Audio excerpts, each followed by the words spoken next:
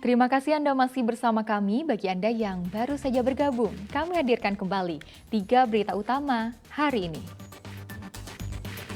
6 warga Palembang tenggelam di pantai Panjang Bengkulu. 4 orang tewas, 1 selamat, sedang 1 korban lainnya masih dalam pencarian. 2 remaja pelaku kejahatan jalanan yang terkenal kejam terhadap korbannya ditangkap polisi. Jembatan dan jalan penghubung desa di Kabupaten Pali rusak. Warga resah tuntut pemerintah segera memperbaikinya.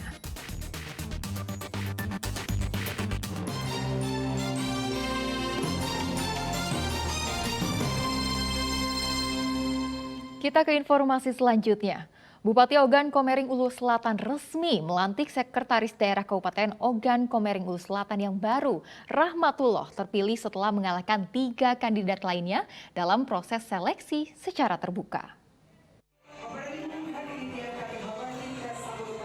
Bupati Kabupaten Ogan Komering Ulu Selatan, Popo Ali, resmi melantik mantan Kepala Badan Pengelolaan Keuangan dan Aset Daerah atau BPKAD Oku Selatan, M. Rahmatullah sebagai Sekretaris Daerah Kabupaten Ogan Komering Ulu Selatan.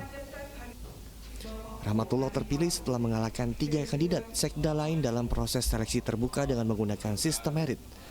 Rahmatullah sendiri menggantikan sekda lama Romzi yang telah memasuki masa purna bakti. Sebagai Sekretaris Daerah, Rahmatullah akan mengemban tugas membantu Bupati dalam penyusunan kebijakan maupun administrasi pemerintahan.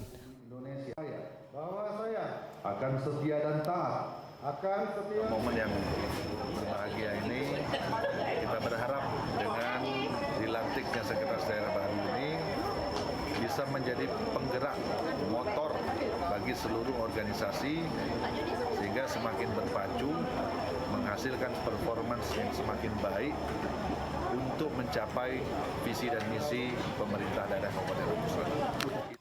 Sementara Rahmatullah sendiri menyatakan siap mengemban tugas yang diamanahkan kepadanya sebaik mungkin. Dirinya akan segera bersinergi dengan seluruh organisasi perangkat daerah untuk mewujudkan visi dan misi pemerintahan dalam membangun Kabupaten Oku Selatan. Tugas Sekretaris Daerah itu adalah membantu kepala daerah dalam mencapai visi dan misi, mengkoordinasikan dan menyusun kebijakan. Jadi artinya langkah yang akan kami tempuh tentunya kami akan bersinergi dengan seluruh OPD bersatu padu untuk mencapai visi dan misi Bupati sebagaimana tercantum dalam RPJMD Kabupaten Oku Selatan. Pelantikan sekda yang digelar di Gedung Serbaguna pemerintah Kabupaten Oku Selatan disaksikan oleh sejumlah pejabat di lingkungan pemerintahan Kabupaten Ogan Komering Ulu Selatan dan Provinsi Sumatera Selatan. Usai dilantik, sekda yang baru diminta segera bekerja dan berkomitmen dengan sumpah jabatan yang telah diucapkannya. Dedi Ruansyah melaporkan dari Kabupaten Ogan Komering Ulu Selatan. Jalan penghubung serta jembatan yang berada di Desa Sungai Ibul, Kabupaten Pali saat ini kondisinya sangat memprihatinkan. Jalan tersebut sulit dilintasi kendaraan karena permukaan jalan dipenuhi oleh lumpur. Warga pun resah, mereka mendesak pemerintah untuk segera memperbaiki jalan rusak agar kondisinya tidak semakin parah.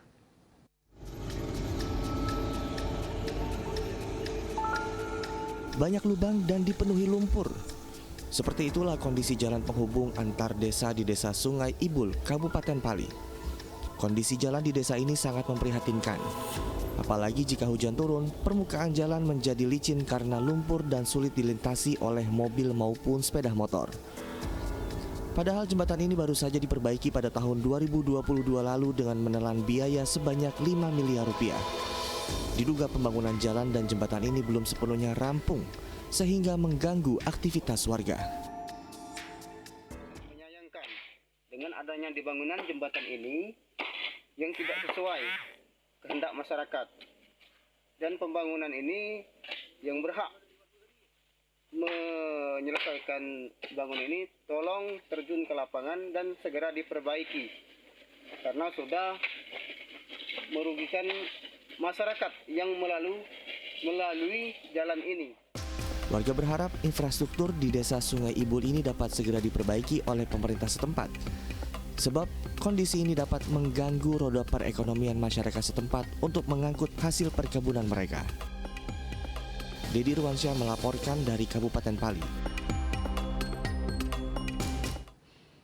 Pada musim liburan, sejumlah tempat wisata di Kota Palembang ramai dikunjungi wisatawan. Salah satunya objek wisata air di kawasan Jakabaring, Palembang. Selama musim lebaran, jumlah pengunjung meningkat hingga 100%.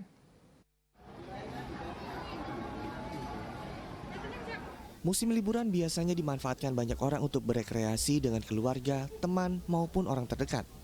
Seperti di salah satu wisata wahana air di kawasan Jakabaring, Kota Palembang.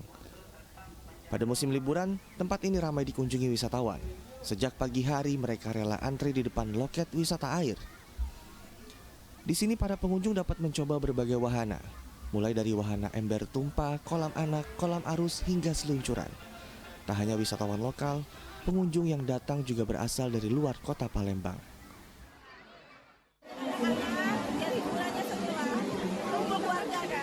Oh, di Palembang. Tadi orang berapa?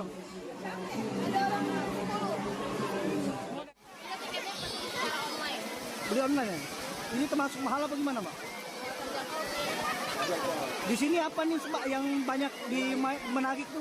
Pemandiannya apa nih yang banyak menarik? Selama musim liburan, jumlah pengunjung yang datang ke wahana ini meningkat 100% jika dibandingkan hari biasa. Siang ini sudah ada sekitar 100 pengunjung.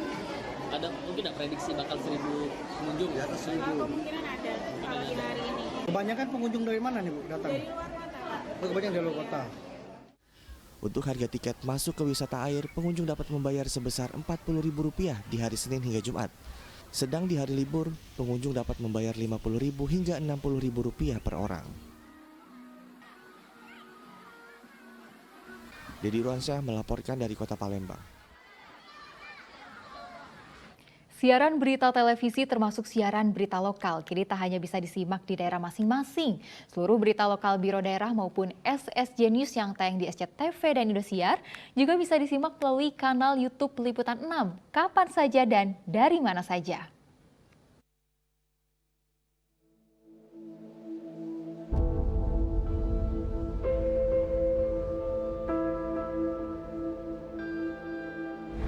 Digitalisasi adalah sebuah keniscayaan, tak terkecuali dalam dunia pertelevisian.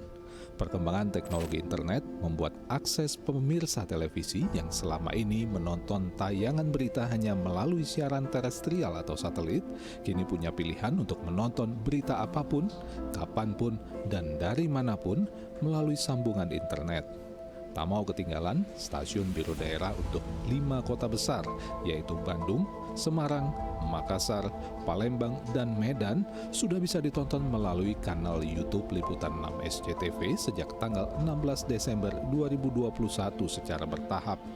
Disusul dengan materi sistem stasiun jaringan SSJ Mandiri Padang pada tanggal 16 Maret 2022, kemudian SSJ Mandiri Bali, Papua, Lampung, dan Banten. Dan tahun ini, tepatnya mulai tanggal 3 Mei 2023, SSJ Mandiri Surabaya, Kalimantan Timur, dan Mataram juga sudah bisa ditonton melalui kanal YouTube Liputan 6 SCTV. Dengan digitalisasi materi siaran 5 biro SSJ dan 8 SSJ Mandiri ini, pemirsa diaspora 13 daerah tersebut bisa menyimak berita dari daerah asal mereka kapanpun dan dari manapun berada. Jumlah pengaksesnya juga terus mengalami perkembangan. Data tahun 2023 di bulan Februari, jumlah views materi berita 10 biro dan SSJ mencapai lebih dari 800.000 dengan lebih dari 34.000 jam menonton. Data ini menunjukkan dengan digitalisasi, akses berita bisa dinikmati oleh semua orang tanpa terkecuali, tak mengenal sekat ruang dan waktu. Laporan tersebut mengakhiri berita Palembang hari ini. Saya Tia Anissa, berterima kasih atas perhatian dan kebersamaan Anda. Selamat beraktivitas dan sampai jumpa.